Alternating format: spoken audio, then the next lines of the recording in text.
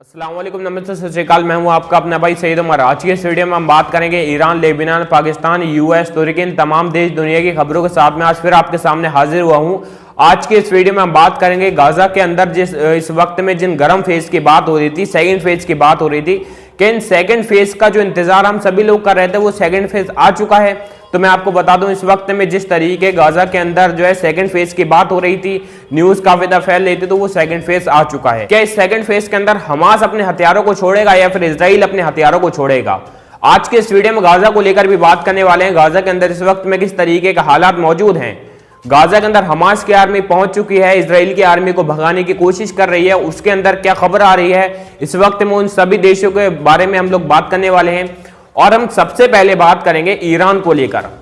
इस वक्त में ईरान के गर्म भाव हैं, ईरान की इस वक्त में काफी न्यूज चर्चे में चल रही है। ईरान के अंदर इस वक्त में जो ऐसे देश थे जो ईरान को डराने की कोशिश कर रहे थे, क्या ईरान के सामने आने के बावजूद वो सभी देश अब भी ईरान को डरा रहे हैं, या फिर इस वक्त में वो चूहे बिल्ली कितना अपने बिलों को खोदकर उसके अंदर डूब गए हैं? और इस वक्त में डोनाल्ड ट्रंप ईरान के ऊपर हमला करने के लिए इस वक्त में किस तरीके की तैयारी में लगा हुआ है? हालांकि अमेरिका की जो आर्मी है उसने साफ तौर पर कह दिया है डोनाल्ड ट्रंप से कि भाई इस वक्त में जो हमारा हमला करने का कुछ भी फायदा नहीं निकलेगा, लेकिन फिर भी उनके पीठ पीछे डोनाल्ड ट्रंप किस तरीके के इस वक्त में प्लानिंग में लगा हुआ है। आज की इस वीडियो में उन सभी चीजों के बारे में बात करेंगे और इस वक्त में इजराइल गाजा के ऊपर किस तरीके से हमला करने की प्लानिंग को लगातार बढ़ाते जा रहा है, उन सभी चीजों के बारे में बात करने वाले हैं।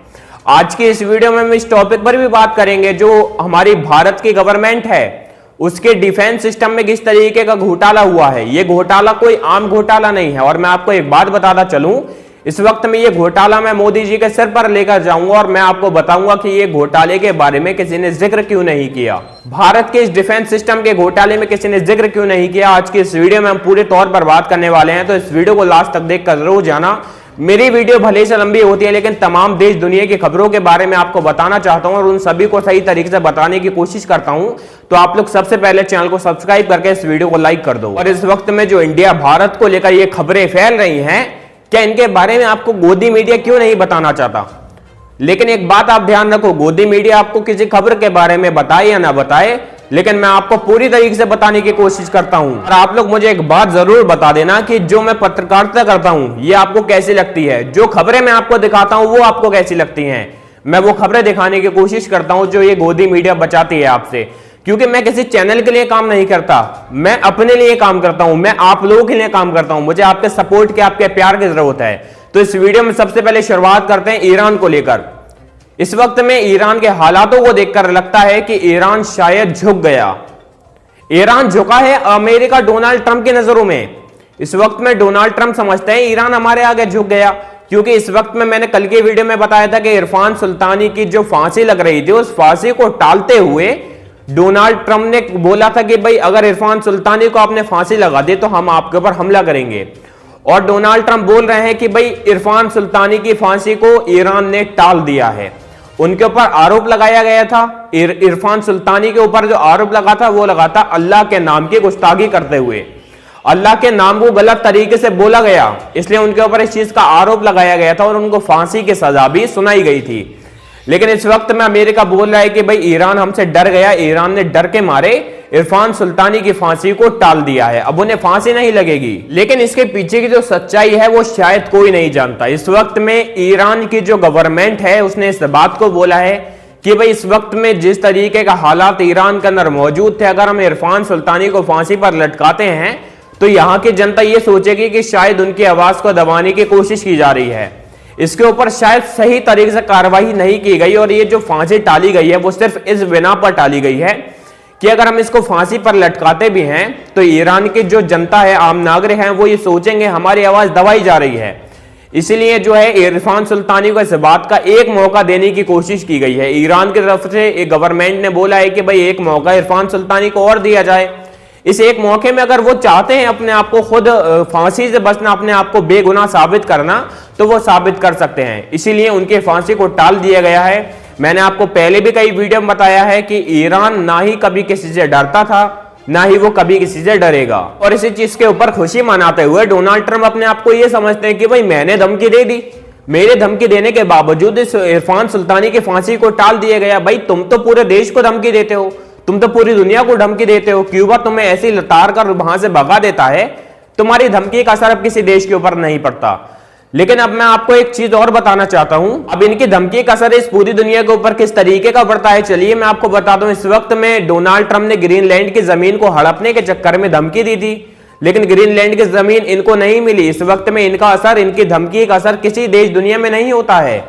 लेकिन इनके धमकी देने के बावजूद जर्मनी और फ्रांस ने आज ग्रीनलैंड के अंदर अपनी आर्मी को भेज दिया, अपनी आर्मी ग्रीनलैंड के अंदर तैनात कर दी और ये बोलते रह गए कि भाई ग्रीनलैंड मेरे लिए बहुत ज्यादा जरूरी है, ग्रीनलैंड की जमीन मुझे चाहिए ही चाहिए है।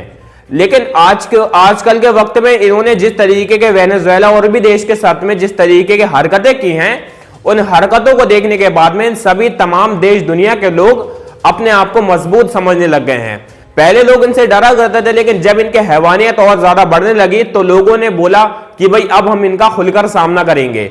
इसीलिए आजकल के वक्त की बात की जाए तो डोनाल्ड ट्रंप किसी भी देश को कितनी भी बड़ी धमकी दे दें, लेकिन कोई भी देश इनसे नहीं डरता है। और जर्मनी, फ्रांस ने इस बात को डोनाल्ड ट्रंप से बोला कि भाई अगर अब तुम कब्जा करना चाहते हो ग्रीनलैंड के जमीन के ऊपर तो कब्जा कर दिखाओ। अब अगर मैं आपको ईरान की ताकत के बारे में बताऊंगा ना कि ईरान किस तरीके का एक पावरफुल देश है, तो आप ये बोलोगे कि यार ये उमर है, ये मुसलमान है, ये अपने मुसलमानों की तो भाई बड़ाई करेगा ही। लेकिन आज इंडिया के, भारत के जो चीफ मिनिस्ट्री ने जो बोला है, आज उनकी बयान को सुनाऊंगा। उन्होंने क्या क्या बोला है ईरान को लेकर। आज की इस वीडियो में भारत की न्यूज दिखाऊंगा, रिपोर्ट बाकायदा दिखाऊंगा। तो आज भारत के आर्मी चीफ ने कहा कि भाई आज भारत को भी एक रॉकेट फोर्स चाहिए।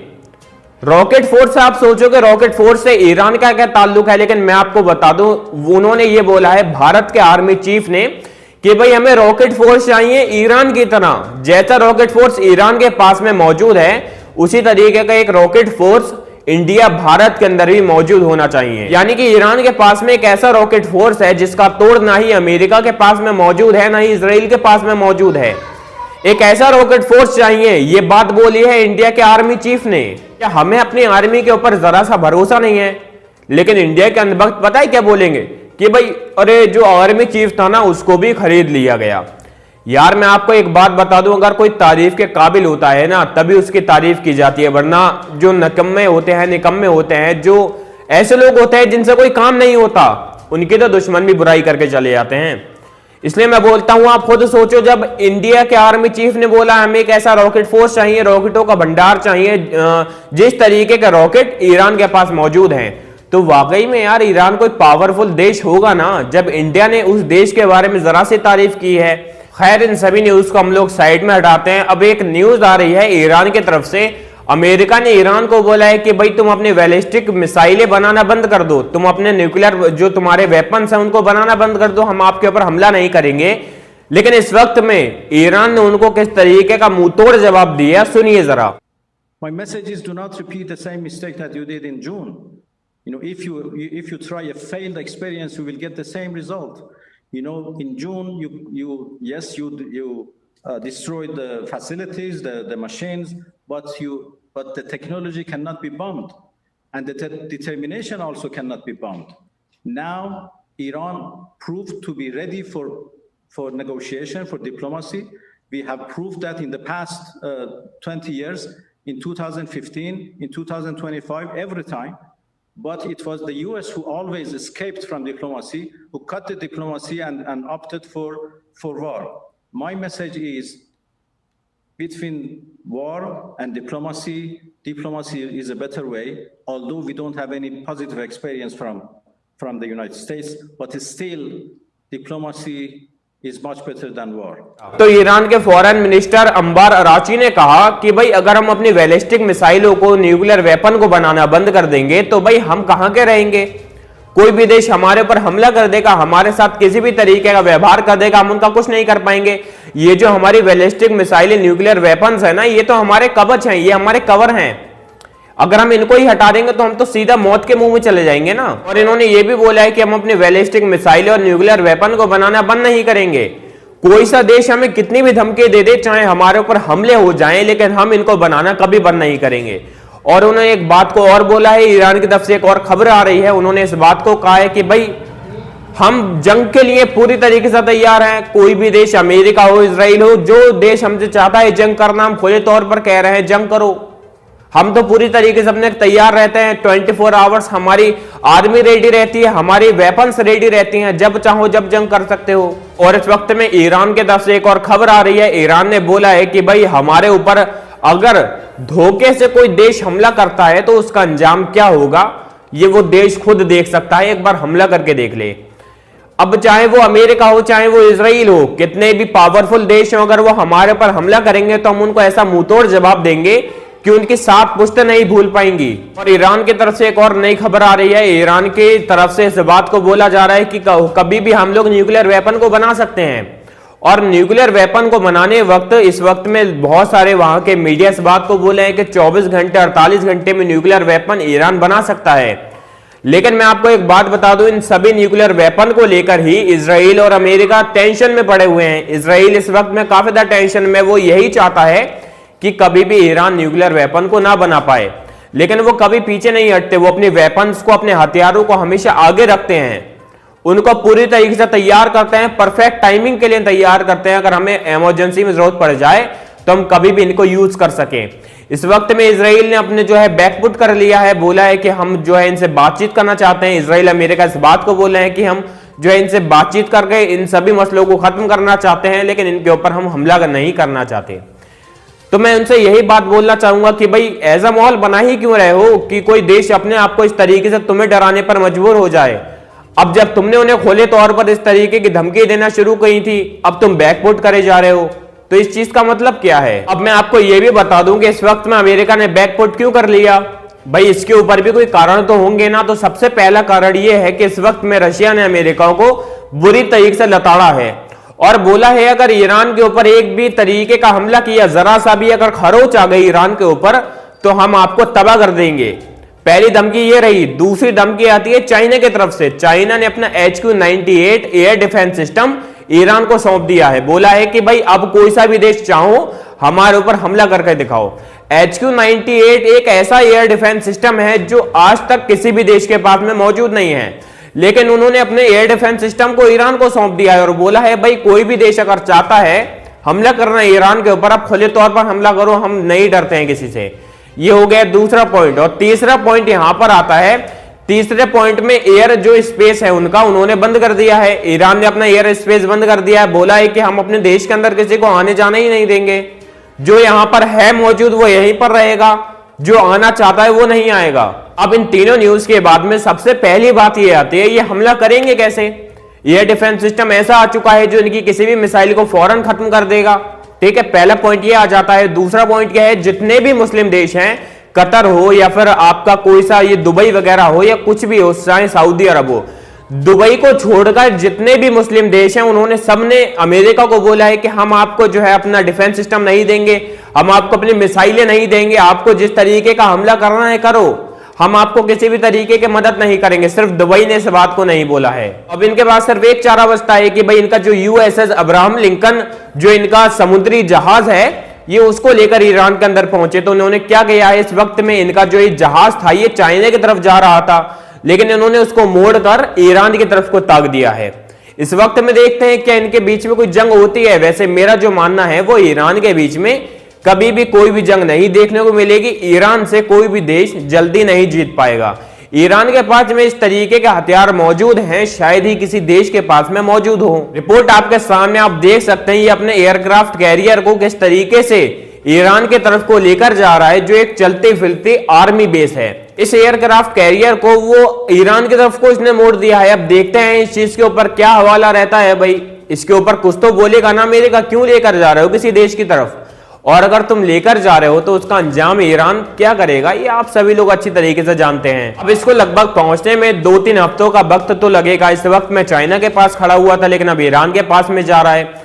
और इस वक्त में एयर स्पेस तो बंद कर दिए गए हैं, इसलिए अमेरिका के पास में कोई ऐसा बॉम्बर नहीं है जो ईरान के अंदर घुस सके। किसी भी तरीके का कोई चारा नहीं है। भाई कोई अगर प्लेन आएगा जाएगा तो ईरान उसको उड़ा देगा, क्योंकि जब एयर स्पेस बंद है तो आना भी बंद है, जाना भी बंद है। समझ सकते हैं आप किस तरीके की चाल इस वक्त में ईरान खेल रहे हैं अपनी सेफ्टी के लिए।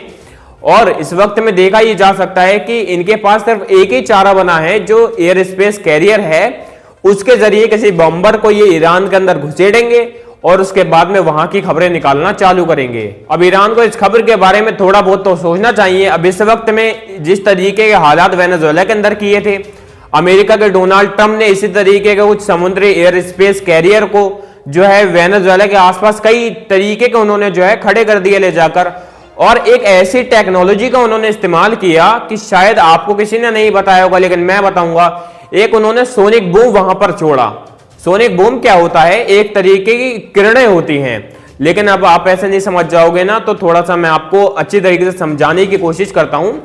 अब देखो, जैसे अगर हम किसी डीजे के पास में शादी पार्टी में खड़े हुए होते हैं, तो डीजे के पास जैसे बेस आती है ना बूम करके, तो हमारे आपके कानों के अंदर देखो सीटी सी बज जाती है, हमारा थोड़ा दिमाग सा हिल जाता है। तो इसी तरीके के आप सोचो कि एक मशीन ऐसी होगी जो सिर्फ एक ही कारण के लिए बनाई गई है, सोनिक बूम जिसका नाम है, उससे सिर्फ किरणें निकलती हैं जिससे हमारा पूरा शरीर अनकॉन्शियस हो जाता है। इसमें इस वक्त में किस तरीके के उन्होंने काम खेला, किस तरीके का खेल खेला, उन्होंने क्या किया, अपने सोनिक बूम को जब वो वेनेजुएला के अंदर चालू करा तो किरणें जो है लोगों के अंदर चली गई। लोगों के अंदर जाने के बाद में उनका दिमाग पूरा थरथरा गया और वो अनकॉन्शियस हरकतें करने लगे, उनके कानों में से नाक में से खून आने लगा, और उसके बाद में उन्होंने वेनेजुएला के राष्ट्रपति और उनकी बीवी को उठाकर अपने देश अमेरिका ले गए। जब उनके पास में ऐसी किरणें छोड़ी गई जिसके बावजूद सभी लोग हिलकर रह गए, किसी के नाक में से खून, किसी के कान में से खून, किसी को खून की उल्टियां आने लगी, तो ऐसे हालात में कोई भी वहां का सिक्योरिटी आर्मी लड़ने के हालात में नहीं रहे। और जब वो लड़ने के हालात में नहीं रहे, उसी वक्त का फायदा उठाकर अमेरिका की आर्मी कुछ 4-5 चुटपुंजे जो है मादुरो को, उनके वाइफ को उठाकर अपने देश ले गए। इसी तरीके का खेल ये इस वक्त में ईरान के साथ में खेलना चाहते हैं, अपने एयरक्राफ्ट कैरियर को ले जाकर वहां पर छोड़ दिया है, और ऐसा हो सकता है कि जितने भी साइबर क्राइम के लोग हैं उनकी बिजली को काट दिया जाए। वेनेजुएला के अंदर भी साइबर क्राइम के जो लोग थे उनके बिजली को कट कर दिया गया था, क्योंकि इस वक्त में जो ईरान का एयर डिफेंस सिस्टम है वो बहुत ज्यादा खतरनाक है। हवाई फिजाई हमला कोई भी देश, किसी भी तरीके का पावरफुल देश क्यों ना हो, वो ईरान के ऊपर नहीं कर सकता। बॉम्बर लाकर बम को नहीं बरसा सकते ईरान के ऊपर। तो एकमात्र यही रास्ता बचा है जो अमेरिका के पास में मौजूद है, जो जिस तरीके से ईरान को तबाह कर सकते हैं। लेकिन देखते हैं भाई, न्यूज को जो है थोड़ा सा हल्के में ना ले ईरान को इन सभी न्यूज को देखते हुए थोड़ा सावधान होने की जरूरत है। ईरान जो है वो कोई बच्चा देश नहीं है ना, वो एक पावरफुल देश है, वो इन सभी चीजों को बखूबी तौर पर समझता है। देखते हैं भाई ईरान अब इस चीज के ऊपर क्या फैसला सुनाता है। लेकिन फिलहाल अब लेकर चलते हैं आपको भारत की कुछ खबरों की तरफ, और उसके बाद में बात करेंगे गाजा को लेकर। अब इस वक्त में भारत की जो सरकार है ना, अगर आप उससे कोई सवाल करते हो तो आप गद्दार हो, आप देशद्रोही हो। लेकिन इस वक्त में उन्होंने एक राफेल की डील की थी फ्रांस के साथ में, एक राफेल की वहां पर जो है डील करी गई थी कि भी राफेल आप हमें देंगे या फिर उन्हें देंगे। इस तरीके की डील जो की गई थी, तो इन्होंने जो अंधभक्त है इन्होंने ये सोचा था भाई ऐसा जब हमारे पास ये राफेल आ गया इसका मतलब भगवान शंकर का हमारे पास में त्रिशूल आ गया। ये सब अंधभक्त इसी चीज को समझते रह गए। लेकिन 3,25,000 करोड़ की डील इन लोगों ने की। जो हमारी आपकी मेहनत कमाई का पैसा, जो टैक्स हम सरकार को देते हैं, उस टैक्स का पैसा कहां पर जाता है? अगर आप ये पूछ लोगे तो आप गद्दार हो, देशद्रोही कहलाओगे। लेकिन इन 3,25,000 करोड़ की डील के बारे में किसी गोदी मीडिया ने बात क्यों नहीं की? इस वक्त में मोटा मोटा मैं आपको बता दूं, 3,25,000 करोड़ है ना, लेकिन 25,000 हम हटा देते हैं तो 3 लाख करोड़ की अगर ये डील होने जा रही है, इसमें किस तरीके का खेल फ्रांस हमारे आपके साथ में खेल रहा। लेकिन ये सरकार बेवकूफ है, समझ नहीं पाती है। इस वक्त में 125 राफेल वहां से इंडिया आने हैं, लेकिन वहां की जो फ्रांस की सरकार है 3,25,000 करोड़ रुपए की डील होने के बावजूद ना ही हमें कोई कोड देगी, ना ही उसकी कोई टेक्नोलॉजी देगी, ना ही हमें किसी भी तरीके का कुछ वहां पर प्रोग्रामिंग का सेटअप करने को देगी। सिर्फ इंडिया के अंदर जो है वो उसका सिर्फ लोहे का खोखल बनेगा, लोहे का जो कूड़ा कबाड़ होता है ना, डिब्बा जो होता है, बस वो बनेगा। और अंदर की जो मैकेनिकल चीजें हैं, जो उसके अंदर कोडिंग होगी, जो उसके अंदर प्रोडक्ट और जो भी मशीनें वगैरह ऐड की जाएंगी, जो मिसाइलें वगैरह ऐड की जाएंगी, वो सब फ्रांस खुद करेगा। अब आप लोगों को शायद समझ में नहीं आ रहा होगा कि भाई अगर हमारे पास टेक्नोलॉजी नहीं होगी तो उससे दिक्कत क्या है, हमें क्या परेशानी हो रही है, अनभक्त नहीं समझ पा रहे होंगे। लेकिन मैं आपको बता दूं, अगर मान लो जब वहां से राफेल इंडिया के अंदर आ रही हैं, मान लो अभी कोई भी आर्मी का व्यक्ति उसको यूज कर रहा है, कहीं पर जंग कर रहा है, और अदरवाइज उसके अंदर मैकेनिकल प्रॉब्लम आ जाती है, तो उसको किस तरीके से ठीक किया जाएगा जब हमें पता ही नहीं है उसको ठीक किस तरीके से करना है। मान लो आप एक साइकिल लेने जाते हो, उसकी चेन उतर रही होती है, तो आप मैकेनिक से पूछते हैं कि भाई चेन किस तरीके से चढ़ानी है, पता है ना। उसी तरीके से अगर राफेल के अंदर कोई दिक्कत हो जाती है तो हम और आप नहीं संभाल पाएंगे, इंडिया की आर्मी उसको नहीं संभाल पाएगी, क्योंकि भाई उसकी टेक्नोलॉजी फ्रांस की है, फ्रांस से उसकी हर चीज बनकर आई है, सिर्फ लोहे का खोखल इंडिया के अंदर बन रहा है, जो टेक्नोलॉजी यूज होगी वो सब फ्रांस की जाएगी। इसलिए हमारे पास कोई ऐसा साधन नहीं होगा जिससे अगर हवा में कोई जंग हो रही है और वो राफेल उड़ते उड़ते किसी भी तरीके का एरर आ जाता है तो हम उसको ठीक कर सकें। ऐसे में तो यार इंडिया का कोई फायदा है नहीं, मुझे तो दिखाई नहीं दे रहा इंडिया का कुछ फायदा हो। और अगर आप इन सभी चीजों के बारे में बीजेपी नेताओं से सवाल करते हैं तो आप गद्दार हैं, आप देशद्रोही हैं। लेकिन इसी फ्लो में एक बीजेपी के नेता है रघुराज सिंह, उन्होंने पहले सलमान खान को फिर शाहरुख खान को किस तरीके के फ्लो में बोला है, वीडियो देखिए जरा। देखिए, सलमान खान देशद्रोही है, सलमान खान को पाकिस्तान से ज्यादा प्यार है, पाकिस्तान चला जाए, क्योंकि हिंदुस्तान के हिंदुओं को अपना नैन बटक्का दिखाकर पैसा कमाता है और पाकिस्तान को सपोर्ट करता है, बांग्लादेश को सपोर्ट करता है। सलमान खान तो अच्छे एक्टर हैं। मैंने शाहरुख खान के लिए कहा था कि शाहरुख खान हमेशा जब कोई पाकिस्तान पे परेशानी आती है तो उसमें 265 करोड़ रुपए दिए, और मॉब लिंचिंग की जैसे बात करते हैं हिंदुस्तान में, ऐसे ही बांग्लादेश में वहां हिंदू मारे जा रहे हैं तो उसके विरोध में शाहरुख खान बोलते हैं। तो मैंने शाहरुख खान का नाम लिया है, वो गलती से सलमान खान का हो गया है। फिलहाल इस वीडियो को देखने के बाद आप समझ गए होंगे कि भाई चाइना के साथ में सीक्रेट डील ये करें, हर तरीके की डील ये करें, लेकिन गद्दार शाहरुख खान सलमान खान है। क्यों? क्योंकि वो मुसलमान है। अगर वो किसी सच बात को भी बोल देंगे ना तो भाई ये इन लोगों को वो गलत लगेगा, वो देशद्रोही लगेंगे। यार ऐसा है ना, जब किसी के नस नस में जहर भर चुका होता है तो उसका कोई इलाज नहीं होता। अगर किसी के दिमाग में जहर भर दिया जाए, उसके नस नस में जहर भर दिया जाए तो उसका कोई तोड़ नहीं है। फिलहाल इस न्यूज को साइड में हटाकर बात करते हैं गाजा को लेकर। सबसे पहले इस वक्त में गाजा के अंदर सेकंड फेज का ऐलान हो चुका है। सेकंड फेज का ऐलान होने के बावजूद इसमें क्या कुछ होगा, लोग किस तरीके की मदद करेंगे, आज के इस वीडियो में तो नहीं बता पाऊंगा, ये वीडियो लंबी हो गई काफी, तो नेक्स्ट वीडियो में बताऊंगा। और जो बीजेपी नेता रघुराज सिंह ने सलमान शाहरुख खान को बात कही है, इसको लेकर भी आपको नेक्स्ट वीडियो में बताऊंगा। और इस सेकंड फेज के बावजूद हमास अपने हथियारों को छोड़ेगा या नहीं, इस वीडियो में नहीं बताऊंगा, नेक्स्ट वीडियो में बताऊंगा।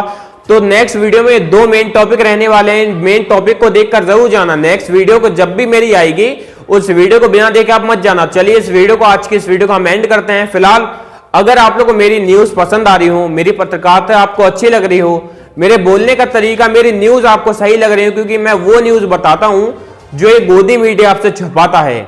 फिलहाल आज के इस वीडियो को हम एंड करते हैं, फिर मिलेंगे, जब तक ले बाय, जय हिंद जय भारत।